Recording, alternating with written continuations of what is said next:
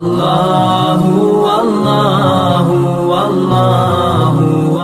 مزارات پر جو افراد قوالی سناتے ہیں یا چرس وغیرہ پیتے ہیں، اس کے بارے میں شرعی حیثیت کیا ہے؟ لوگ اسے تصوف سے تشبیہ دیتے ہیں۔ دیکھیے اس میں ہمارا مسئلہ کہ یہ بھائی کوئی برا مت مانی۔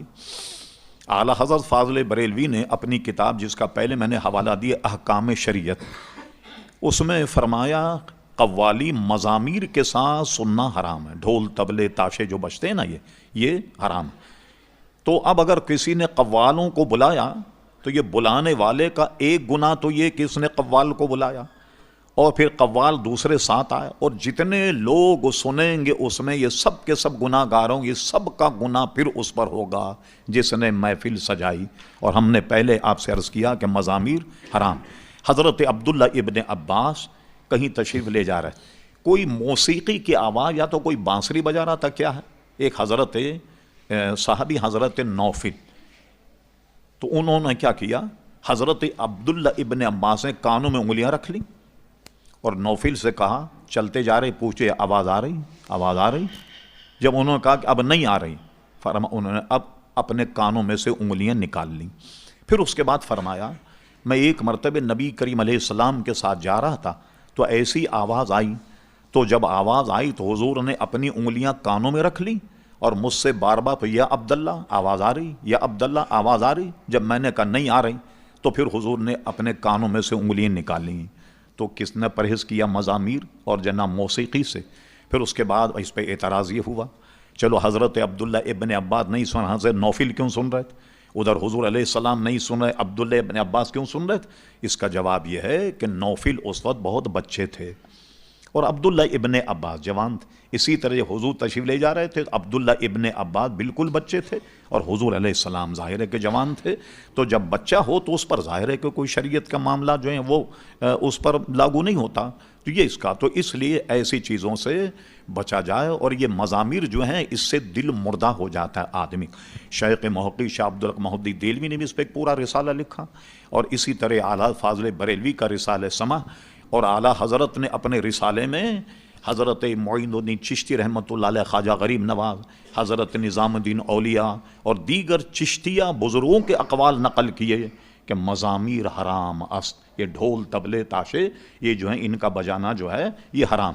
لوگ مانا جانے کہاں سے لے کر کے آگے مارے گھٹنا پھوٹے آنکھ، کہتے ہیں جناب وہ جو یہ سارنگی اور طبلہ وغیرہ جو ہے نا یہ حضرت نظام الدین اولیاء نے جاری کیا تھا۔ استغفر اللہ، یہ کتنا بڑا بہتان ہے۔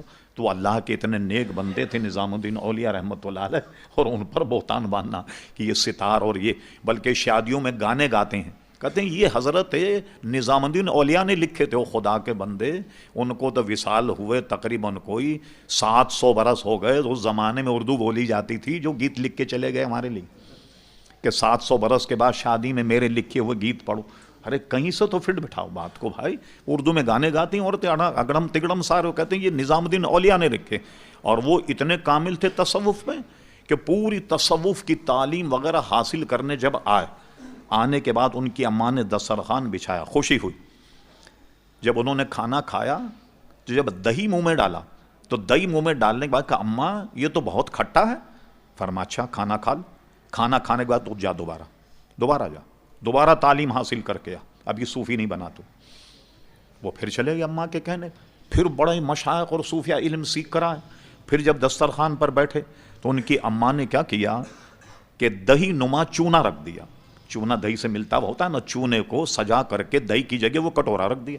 انہوں نے کھانا کھایا اور اس کو دہی سمجھ کر کے چاٹ لیا، اور یہ نہیں کہا کہ دہی کھٹا، کہ اب تو صوفی ہوا، اب تو صوفی ہوا۔ کہ اللہ تعالیٰ سے آدمی ایسی لگن رکھے کہ اس کے چونے اور دہی میں بھی فرق محسوس نہ۔ اب وہ طبلہ جاری کریں، سارنگی جاری کریں، شادیوں کے گیت لکھیں، کوئی جھوٹ بھی تکا بولیں، آپ مارے گھٹنا پھوٹے اللہ تعالیٰ محفوظ رکھے۔ تو اور ان ساری چیزوں سے آدمی کو بچنا چاہیے، مزامیر سے متعلق جتنی۔ لیکن اب اس کا کیا کیا، میں تو بتا رہا ہوں کہ ہماری اہمیت جو ہے نا یہ ہے تو بہت بری بات، آپ کو اچھی نہیں لگے۔ شادی ہوتی ہے، کیا مسجد کا اذان کا احترام ہوتا؟ اب یہ بوڑھے آدمی جو بیٹھے ہوئے نا، جنہیں ہندوستان کی کوئی تہذیب کو دیکھا ہو، جناب ہندوؤں کی بارات مسجد کے سامنے سے باجا بجائے چلی جائے قتل ہو جاتا ہے۔ بندوق کے ڈنڈے لے کے مسلمان نکل آتے تھے، تم میں جرت کیسے کہ تم مسجد کے سامنے ڈھول طبلہ بجاتے ہوئے جا رہے ہو؟ یہ جناب ہنگامے ہوتے، کئی قتل ہو جاتے. اب کیا کریں؟ وہ شاید کسی نے نذیر اکبر آبادی کا آدمی نامہ پڑھا ہے یا نہیں، وہ تو ہم نے پہلی کلاس میں پڑھا، اب تو شاید ایم اے میں بھی نہیں پڑھایا جاتا. ہاں، اس نے خوب موازنہ کیا کہ جو کیا کہتے ہیں مسجد میں جاتا ہے تو وہ بھی آدمی ہے، جو اس کے پیچھے نماز پڑھتا ہے تو وہ بھی آدمی، جو جوتے چراتا ہے تو وہ بھی آدمی ہے، جو جوتے کو تاکتا ہے وہ بھی آدمی ہے وغیرہ. ایک آدمی نامہ بڑا اردو اس کا بڑا مشہور ہے. اب کس کو پکڑیں گے آپ؟ جو گا رہا ہے وہ بھی مسلمان ہے، جو بجا رہا ہے وہ بھی مسلمان ہے، جو جناب ڈھول پیٹ رہا ہے وہ بھی مسلمان ہے، جس کی شادی ہے وہ بھی مسلمان ہے، نکاح بھی مسلمان پڑھا رہا ہے، مسجد میں بھی مسلمان ہے. اب کس کو منع کرو؟ سارے مشرف با اسلام ہوگا تو کیا اپنی تہذیب سب چھوڑ دی؟ ایک لعنت. اور ہم دیکھتے ہیں اپنی مسجد سامنے موٹر سائیکل میں یا گاڑی میں ایسی ریکارڈنگ لگی ہوئی ہے جیسے نشتر پارک میں بج رہے او ادم کرتے ہوئے جائیں، امام کی کان پڑی آواز مقتدیوں کے پلے نہیں پڑتی. بھئی یہ کیا؟ خدا کے لیے اس سے بچو، اپنے دل کی صاف ستھرائی کا کچھ پروگرام اور کچھ راستہ نکالو. حضرت داؤد طائی امام اعظم ابو حنیفہ کے شاگرد تھے، ان کے قول سے ہدایت حاصل کو. داڑھی ان کی الجھی ہوئی تھی بہت. کسی مرید نے یا کسی نے پوچھ لیا کوئی ملنے، حضور آپ داڑھی میں کنگا نہیں کرتے؟ تو فرمایا میں نے سوچا کہ داڑھی کو سلجھانے کے لیے اتنی دیر دل کے سلجھانے میں لگا، تو اس لیے دل کے سلجھانے کا اہتمام کرو. یہ ساری چیزیں دل کو مردہ کرنے والی ہیں اور یہ سب ہمارے نزدیک گناہ. کوئی چشتی صاحب یہاں بیٹھے ہوں تو بہرحال میں نے تو حق آپ تک پہنچا دیا اور ہم کو بچنا چاہیے.